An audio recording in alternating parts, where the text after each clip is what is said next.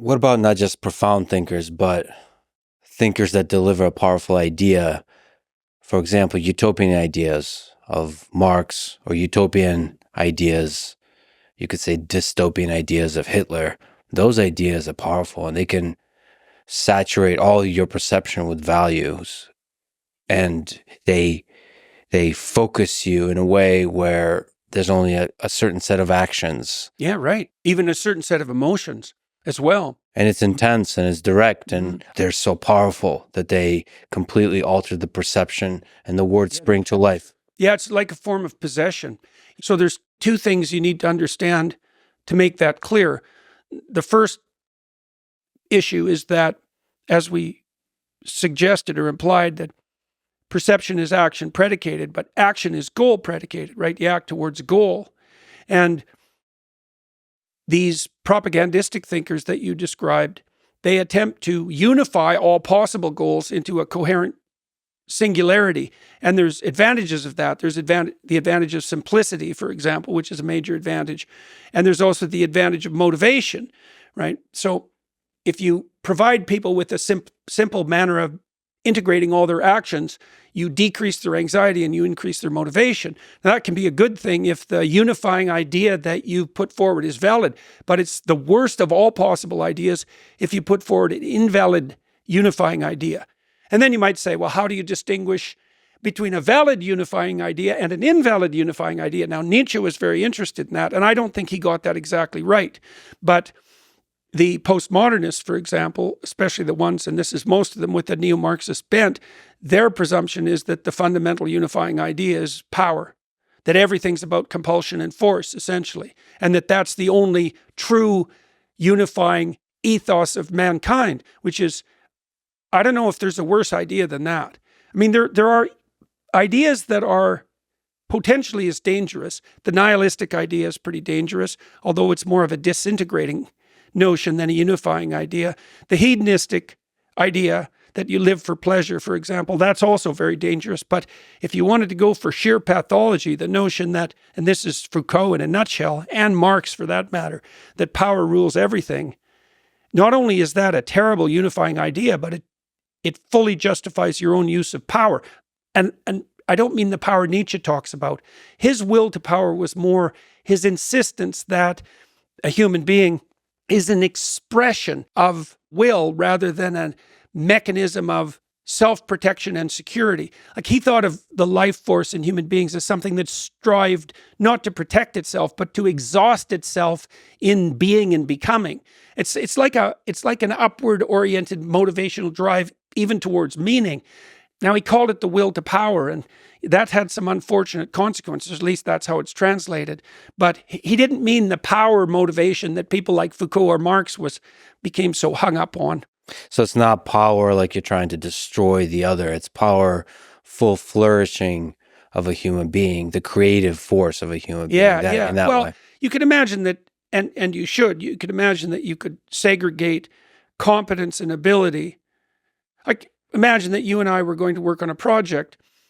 We could organize our project in relationship to the ambition that we wanted to attain, and we can organize an agreement so that you were committed to the project voluntarily, and so that I was committed to the project voluntarily. So that means that we would actually be united in our perceptions and our actions by the motivation of something approximating voluntary play.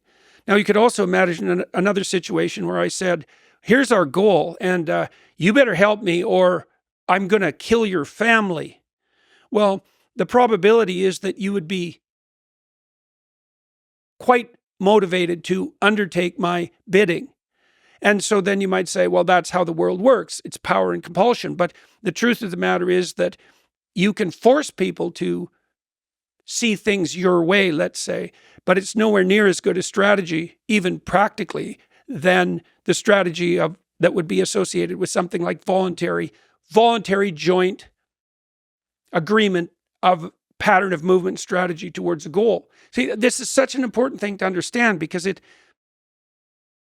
helps you start to understand the distinction between a unifying force that's based on power and compulsion and one that is much more in keeping I would say, with the ethos that governs Western societies, free Western societies. There's really a qualitative difference. And it's not some morally relativistic illusion. So if we just look at the nuance of Nietzsche's thought, the idea he first introduced, and thus spoke Zarathustra, of the Übermensch. Yeah. It's another one that's very easy to misinterpret because it sounds awfully a lot like it's about power. Yeah, right. For example, in the 20th century, it was misrepresented and co-opted by Hitler to advocate for the extermination of the inferior non-Aryan races. Yeah, and the dominion of the superior Aryans. Yeah, and well, and that was partly because Nietzsche's work also was misrepresented by his sister after his death. Yeah. But I also think that there's a fundamental flaw in that Nietzschean conceptualization.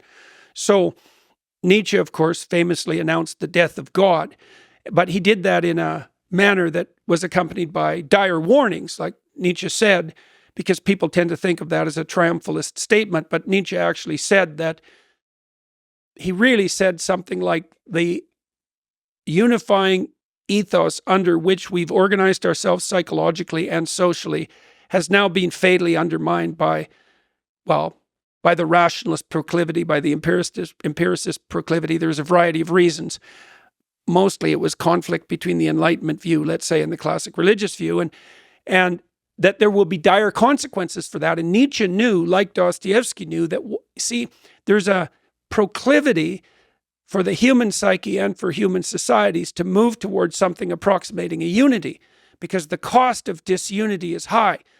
Fractionation of your goals, so that means you're less motivated to move forward than you might be because there's many things competing for your attention, and also anxiety, because anxiety actually signals something like goal conflict. So there's an inescapable proclivity of value systems to unite. Now, if you kill the thing that's uniting them, that's the death of God, they either fractionate and you get confusion, anxiety, and hopelessness, or you get social disunity, or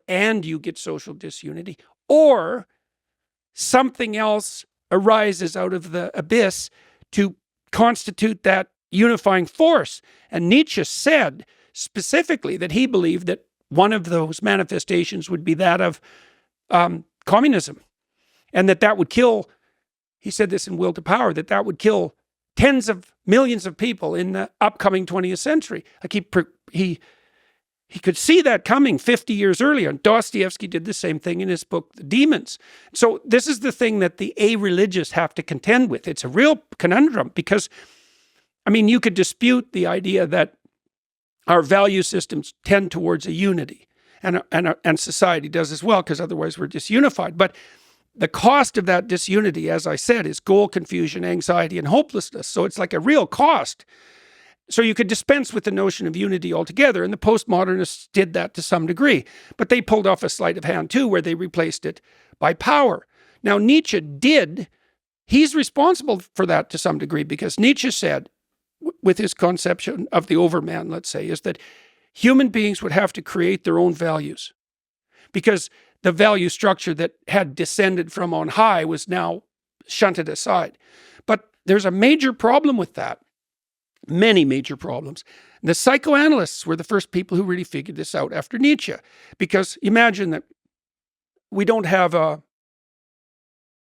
relationship with the transcendental anymore that orients us. Okay, now we have to turn to ourselves.